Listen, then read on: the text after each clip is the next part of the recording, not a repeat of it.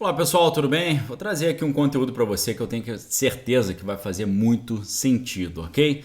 A gente sabe que o maior instrumento de controle que existe é o medo, ok? E parece que o mundo agora está numa moda que sempre tem que ter alguma coisa para você ter muito medo.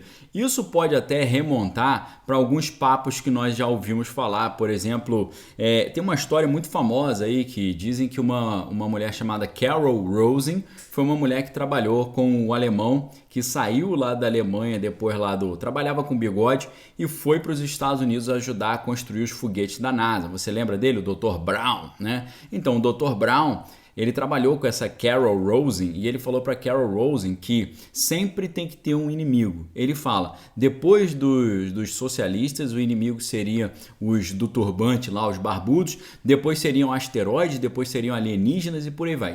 Eles têm que inventar um inimigo. E ele fala, é assim que a banda toca, é assim que o mundo funciona, sempre tem que ter um inimigo. E o que nós estamos vendo acontecer no mundo hoje, com essa encrenca ali entre Moscou e Kiev, é a construção de um novo inimigo, a construção de um novo bicho-papão. Sabe por quê? Você precisa entender que o que nós vimos acontecer lá no Oriente, no final do ano passado, aquela saída americana. Vocês lembram como os americanos saíram assim na última hora e foi uma saída muito atrapalhada, muito problema, muita pessoa lá passando perrengue, lá passando sufoco. Você lembra disso? Como é que os americanos saíram de lá? Aquilo representou, sabe o quê? O fim do bicho-papão do Oriente Médio, o fim de você ter os barbudos, turbantes, o fim desse pessoal como o grande bicho-papão, o grande inimigo da humanidade. Lembra quando isso começa em 2001, lá no mês de setembro, no dia 11, em Nova York, quando aquela torre caiu, você lembra? O que foi aquilo? Aquilo iniciou essa fase em que o bicho-papão do mundo era o pessoal barbudo de turbante, ok? Todo mundo ficava assim, oh meu Deus. Depois, o que aconteceu? Depois veio a crise sanitária. E você percebeu que exatamente quando a crise sanitária começou a minguar, quando as restrições relacionadas à crise sanitária começaram a sair de cena, o negócio de ter que usar protetor facial, de ter que ter passaporte disso, de ter que fazer test drive daquilo, agora que todas essas restrições começaram a cair, surge esse problema lá na Europa. Será que é por acaso? Eu fico pensando aqui, pessoal, hoje parece que o sistema está muito acostumado em reduzir liberdade para poder implementar o controle, né? Só que o povo só abre mão da liberdade quando está com medo, tá certo? E tem aquela frase do Benjamin Franklin, né, que quem abre mão da sua liberdade para ter um pouco de segurança não merece nenhuma nem a outra, né? Então, o que a gente vê é que, na verdade, existe toda uma indústria do medo. Você pode não estar com medo do que o Pudim está fazendo lá na Europa, mas muita gente lá está com muito medo. Não só o pessoal que teve que sair do seu próprio país, mas os países em volta estão começando a ficar com medo. Inclusive porque hoje o Pudim Azedo ele falou o quê? Ele falou que as sanções econômicas que estão sendo feitas contra ele e contra os seus aliados, os seus oligarcas, serão interpretadas por ele como já um ato de conflito, um ato de afronta. E isso aí preocupa, porque recentemente, 2 dias atrás, o seu ministro das Relações Exteriores falou que a única coisa que o Ocidente poderia fazer era impor sanções, porque qualquer coisa além disso, ele falou, levaria a um conflito nuclear devastador. Então, você fica preocupado, porque se o cara está falando que agora ele vai entender que me afrontaram e eu vou partir por tudo ou nada, é por isso que algumas matérias até da revista Wired Magazine estão perguntando, será que o mundo agora está colocando o líder lá de Kiev numa posição que ele não tem nada a perder? Que ele pode ir pro tudo ou nada? Então quem está percebendo isso está com medo, ok? Então parece que a indústria do medo está capitalizando em cima disso. E é claro que a gente sempre teve medo desde criança, né? Como é que você controlava a criança que queria fazer um monte de peripécia? Cuidado com o velho do saco, cuidado com o bicho-papão, cuidado com isso, cuidado com aquilo, para controlar a criança, para controlar o comportamento da criança.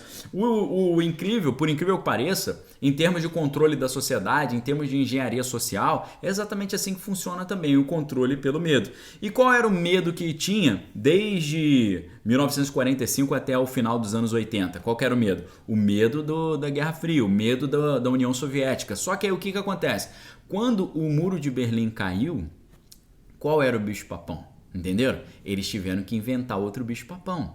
Ficou um mundo tão calminho que ficou ruim para o complexo industrial bélico, ficou ruim também para aqueles que ganham dinheiro com os conflitos e ganham dinheiro impondo medo. Então eles tiveram que inventar um novo bicho-papão. Qual foi o novo bicho-papão que eles inventaram? Não passou muito tempo, né? Alguns historiadores como Fukuyama falaram, a história acabou. Se não tem mais a divisão entre Estados Unidos e União Soviética, não tem mais história. É claro que tem história, né, pessoal? Ele está querendo dizer que mudou a fase da história. Logo depois, você teve os anos 90 ali um pouco mais tranquilos. Nos anos 2000 eles já inventaram um novo bicho-papão, que foram os barbados lá do turbante, lá do Oriente, que fizeram aquele negócio lá em Nova York no ano 2001. E aí durou isso tudo de 2001 até 2021, pessoal, porque 2021 os americanos retiraram o resto do efetivo que tinha lá no Oriente. E exatamente nesse momento começa o quê? Começa a sair de cena os barbudos como bicho-papão, começa a sair de cena a crise sanitária como bicho-papão e eles têm que colocar outro elemento de medo na sociedade. Então, pessoal, se o medo lá da União Soviética acabou com a queda do Muro de Berlim e o medo dos barbudos acabou com a saída americana lá do Oriente, eles têm que criar um novo bicho-papão. E o novo bicho-papão, que está fazendo muito bem esse papel, é o Putin, é Moscou. Agora Moscou é o grande instrumento de medo da sociedade, é o que vai fazer todo mundo ficar, quem poderá nos defender? Nos ajude, esse homem está entrando no país de todo mundo, precisamos freá-lo, mas se freá-lo, ele falou que ele vai usar o seu equipamento nuclear e agora pode ter um terceiro grande conflito mundial. Eles estão instaurando novamente o medo, substituindo o medo, ok, pessoal? Substituindo o medo, fazendo com que as pessoas continuem numa dinâmica de medo. Na hora que todo mundo achou que ia relaxar, tá? Todo mundo tá vendo a crise sanitária minguar, aquelas obrigações todas sair de cena, todo mundo falou, agora a gente vai respirar um pouquinho. Não. Agora a gente tem que inventar um outro bicho-papão e esse outro bicho-papão vai justificar nós continuarmos ali a lucrar em cima desse medo. E não é só o pessoal que manda na parada que está lucrando com esse medo, não. Siderurgias lá do Dragão do Oriente e dos indianos também estão se beneficiando com essa encrenca aí entre Moscou e Kiev. Por quê? A elevação dos preços criou uma oportunidade para os produtores indianos e também lá do Dragão exportarem para a Europa. Quem que exportava isso tudo para a Europa? Moscou. Agora o Dragão e os indianos estão se dando bem exportando tudo aí, ok? Agora, teve gente que se deu muito mal. A gente ficou sabendo através do noticiário, por exemplo, que a dona da marca Piraquê perdeu 718 milhões na B3. Por quê? Depende do trigo. E aí, o trigo, né? A gente sabe que Kiev e Moscou produzem 30%, são responsáveis por 30% da exportação de trigo global. O trigo está muito mais caro. Então, essas empresas, como a Piraquê, que depende do trigo, estão numa situação muito complicada. Okay? Inclusive, eu quero lembrar vocês que estão abertas as inscrições para o nível 1 do curso Proteja Sua Mente. Nesse nível 1, qual é o tema? A crise em Kiev e como proteger sua mente diante do grande reset que está acontecendo. O mundo está mudando a ordem. A ordem internacional está mudando agora diante dos seus olhos. Você está vendo história acontecendo. Você precisa se preparar para se adaptar a essa troca de poder, essa troca de realidade, ok? Link aqui embaixo. Se você inscrever agora, você garante 20% de desconto por tempo limitado, vagas limitadas também, ok? Link aqui embaixo. Vem estudar conosco. Aulas semanais.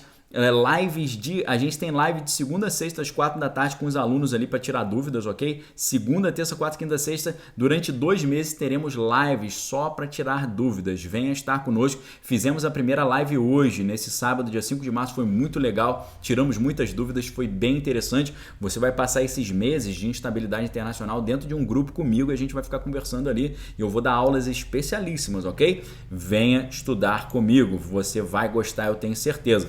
Bolsa lá de Moscou, olha a situação, vai ficar fechada até terça-feira. As operações estão suspensas desde que começou a encrenca lá, protegendo os investidores de uma possível perda, né, e das quedas. Moscou também, primeira vez, não deve pagar o bônus desde 1998. A prática, né, padrão para títulos é um período de carência de 30 dias. Pela primeira vez eles podem ter esse tipo de problema. Graças a Deus, aqui no Brasil, enquanto isso, tivemos estrangeiros aportando 4,94 bilhões bilhões na B3 só no dia 2 de março, com superávit já de 67,56 bilhões de reais nesse ano de 2022. O aumento de preço também puxou recorde da balança comercial em fevereiro. Exportações e exportações são as maiores para o mês de fevereiro desde a série histórica. O saldo do mês chega a 4 bilhões de dólares, ok? Multiplica por 5 aí. Brasil tem estoque de fertilizantes para 3 meses, diz a indústria. Eu não sei se essa notícia é boa ou é ruim, acho que é ruim, né? 3 meses só, daqui a 3 meses, se a gente não substituir o fornecimento de cloreto de potássio, vai ficar uma situação ruim para a nossa agricultura. Mas, enquanto isso, o volume nos portos do Paraná é maior que a média, aí 3 milhões de toneladas, né? E está totalmente ocupada lá. E também a Petrobras vai receber 2 bilhões de dólares da Senuc por concessão de 5% de participação no campo de Búzios. Então, no meio de tanta notícia estranha e negativa, temos notícias positivas, ok? Se quiser estudar mais aprofundado, vem estudar comigo, vou te revelar coisas muito especiais. Curso aí, Proteja Sua Mente nível 1, Crise em Kiev, como proteger sua mente do grande reset. E eu pergunto para vocês acham que o pudim vai para por tudo ou nada ou não? Você acha que ele vai botar o galho dentro e vai segurar a bola, vai segurar a onda? Ou ele vai dar uma de doido, vai por tudo ou nada? Tipo assim, não tem nada a perder, se quiserem arrumar encrenca comigo, vou prejudicar geral. O que você acha? Deixe sua opinião aqui nos comentários. Fique com Deus, amém, todas as coisas tem que é bom. Um abraço, link do curso aqui embaixo, vem estudar conosco, 20% de desconto só hoje. Valeu!